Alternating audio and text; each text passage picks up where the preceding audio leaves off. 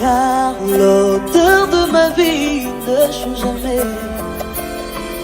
Quelle que soit la durée, on va prendre la nuit. Ma louange ne cessera pas. Hello tout le monde, bienvenue sur ma chaîne. Aujourd'hui, on va parler des outils pour entretenir un cheveu nappy, un cheveu crépus, un cheveu frisé. Alors, n'oublie pas de te connecter et de t'abonner à la chaîne, de partager aussi la vidéo. Voilà, sans plus tarder, là je vous présente directement les différents outils. Comme vous pouvez certainement vous en douter, premièrement, on a les peignes.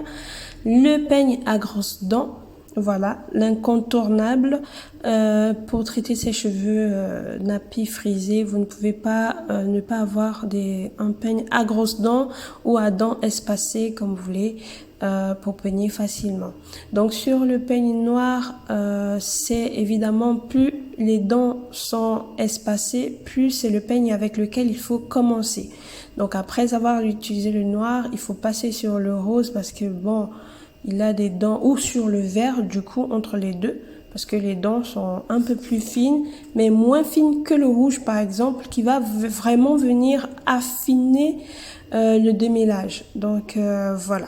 En ce qui concerne le peigne afro, comme on l'appelle dans le commun du mortel en fait, ce peigne là, moi je le conseille plus pour les personnes qui ont des cheveux courts ou qui sont en train de pousser. Pour les personnes qui ont des cheveux trop longs, en ce qui me concerne, c'est pas forcément un peigne que j'utilise forcément pour mes cheveux, mais c'est possible aussi de l'utiliser. Donc pour cette première partie, après les peignes, vous aurez besoin forcément d'un vapeau. On ne le dira jamais assez. Le vapeau est utile pour démêler ses cheveux. On ne peigne jamais, au grand jamais, les cheveux frisés, nappy, crépus, tout ce que vous voulez. En tout cas, à partir du moment où il y a des boucles, sans mouiller. Après, ça dépend du type de boucle, parce qu'il y a des boucles de cheveux caucasiens, par exemple, des boucles qui sont moins, comment je peux dire, qui sont moins précises ou bien qui sont moins frisées que d'autres, si je peux le dire ainsi.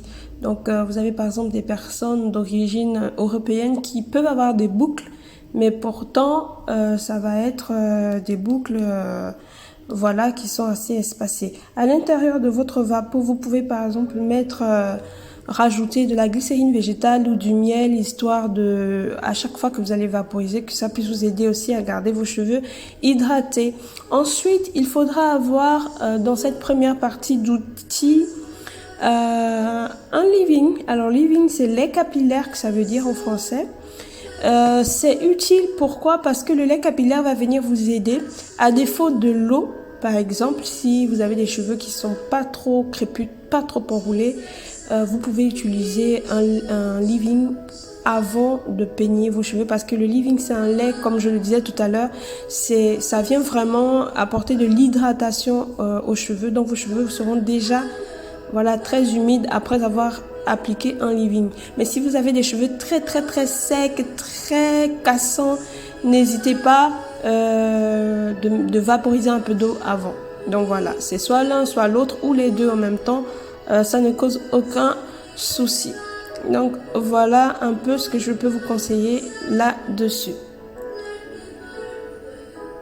Toujours dans cette première partie, là je vais vous présenter après, bon ça c'est, moi je le considère comme étant un leave-in, parce qu'à l'intérieur franchement ça fait exactement les mêmes choses que le leave-in, mais bon c'est de la marque Contour qui est assez connue, c'est pas très cher, 8 € et quelques.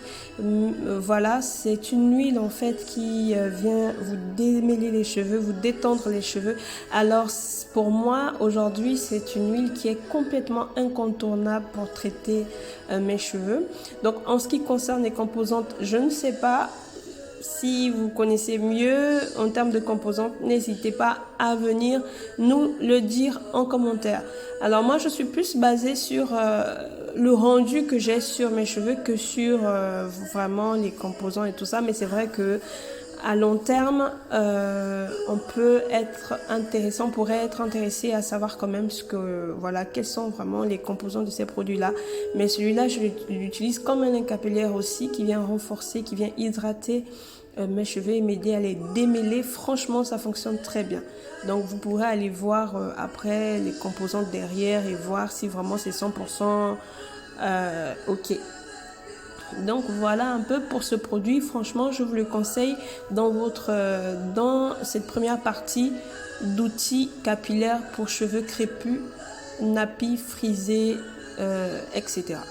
Donc voilà, il est vraiment utile.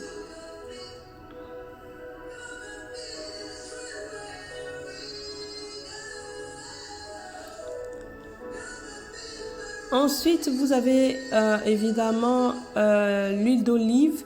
Alors, vous n'êtes pas obligé d'avoir que de l'huile d'olive. Vous pouvez avoir de l'huile de pépins de raisin, huile de coco, huile d'amande. Enfin, vous prenez l'huile qui vous fait le mieux d'effet au niveau des cheveux. Moi, j'utilise l'huile d'olive parce que je trouve que ça convient très bien à mes cheveux. Et mes cheveux aiment beaucoup l'huile, notamment l'huile d'olive, qui n'est pas trop légère comparée à l'huile de pépins de raisin. Par exemple, quand je l'applique, je trouve que l'huile de pépins de raisin reste un peu léger au-dessus de mes cheveux. Ça s'en va un peu plus vite par rapport à l'huile d'olive qui gaine un peu plus mes cheveux, qui est plutôt un peu plus lourde sur mes cheveux. Et mes cheveux apprécient beaucoup. Ensuite, vous avez le beurre de karité. Évidemment, dans cette première partie, on ne peut pas manquer de beurre.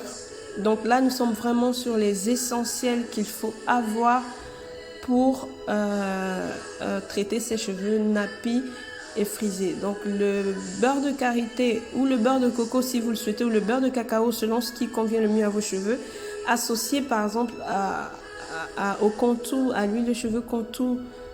Franchement, c'est juste un combo super qui vient vraiment vous hydrater en profondeur. Alors le beurre s'applique, tout comme la pommade s'applique après avoir mis le lait capillaire. Donc voilà, je vous montre la pommade que j'utilise, c'est Dax. J'en ai déjà parlé dans d'autres de mes vidéos. Le Dax pour moi est incontournable parce que vraiment mes cheveux aiment beaucoup. Et lorsque je l'applique, ça ajoute une brillance supérieure sur mes cheveux lorsque je les traite. Donc franchement, n'oubliez pas d'avoir dans votre routine un beurre ou une pommade. Voilà, que vous viendrez appliquer au-dessus de l'huile, du lait capillaire pour pouvoir sceller l'hydratation. Parce que si vous laissez uniquement le lait capillaire sur vos cheveux sans huile ou sans pommade au-dessus, ça va vite s'évaporer, ça va vite sécher ou ça va rester sur vos têtes d'oreiller et le beurre qui vient permettre vraiment de sceller l'hydratation, voilà, n'aura pas agi pour vous permettre de garder une hydratation, j'y arrive, un peu plus longtemps sur vos cheveux. J'aimerais bien revenir sur l'huile d'olive. La bouteille en fait que j'utilise, c'est une bouteille à pipette avec un petit bouchon qui permet de mettre facilement, d'utiliser facilement l'huile sur le cuir chevelu, sur les pointes, sans pourtant en mettre partout. En plus, dans cette première partie, la glycérine végétale ou le miel, comme je le dis toujours.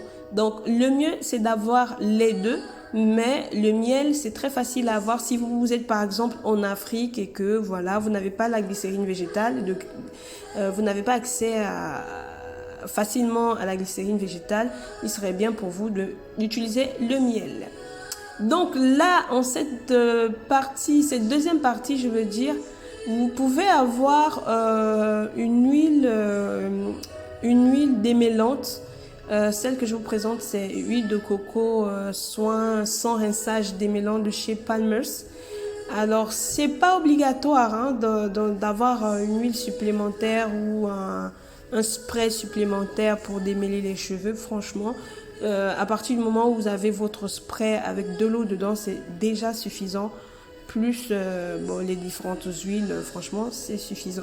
Mais voilà, si vous voulez avoir un peu plus de contenu, vous pouvez utiliser une huile, un spray démêlant comme ça, sans rinçage, qui va venir vraiment vous aider en plus de tout ce que vous aurez mis à démêler, mais c'est pas obligatoire. Là, je vous présente le sérum de chez Sienne. Alors, ce sérum, vraiment, c'est une tuerie. Franchement, désolé pour ceux qui vivent peut-être en Afrique ou dans d'autres parties du monde ou qui n'ont peut-être pas accès. Franchement, le sérum Sienne est vraiment efficace. Vous pouvez en trouver que dans les magasins Lidl. Là, je vous présente en plus dans cette deuxième partie Crazy Pousse. Alors, c'est une lotion pour pousse de cheveux que vous pouvez utiliser. Ça a une pipette. Malheureusement, là, je l'ai pas ouvert pour vous montrer. Mais je l'ai utilisé déjà dans plusieurs autres de mes vidéos. Cheveux, voilà. Il y a une pipette, ça vous permet en fait de récupérer la lotion. Le sérum est vraiment très lourd. En plus, c'est mentholé pour masser votre cuir chevelure et faire pénétrer tous les éléments qu'il y a à l'intérieur pour que vous puissiez avoir une pousse de cheveux plus accrue.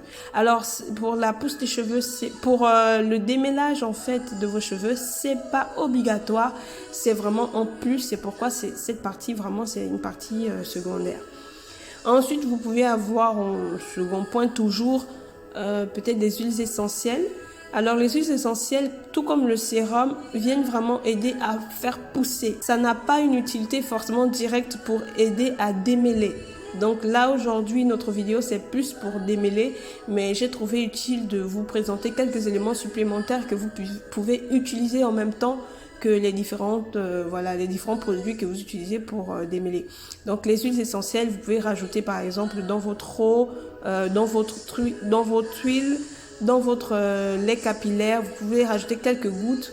Cela vous permettra vraiment de pouvoir activer la pousse. Mais en ce qui concerne comment démêler facilement ses cheveux nappis, crépus, frisés, ça va être tous les éléments de la première partie.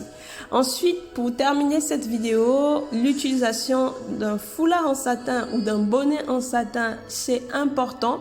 Sinon, tout ce que vous aurez mis sur vos cheveux, même la pommade ou encore le beurre, vont rester sur votre tête et on n'en a pas besoin. Donc, pensez à utiliser un foulard en satin ou un bonnet en satin pour sceller. Je vous mettrai les liens en barre d'infos pour avoir ces différents bonnets en satin. Voilà. Là, je vous présente par exemple le bonnet en satin réversible qui est tout aussi important que le simple parce que le rose par exemple, il n'est que c'est un bonnet en satin simple. Voilà. Le réversible est beaucoup mieux parce qu'il va vraiment venir vous aider à conserver toute l'hydratation sur vos cheveux. Vous aurez le lien en barre de description comme je le disais tantôt et on se dit au revoir et à la prochaine pour une autre vidéo.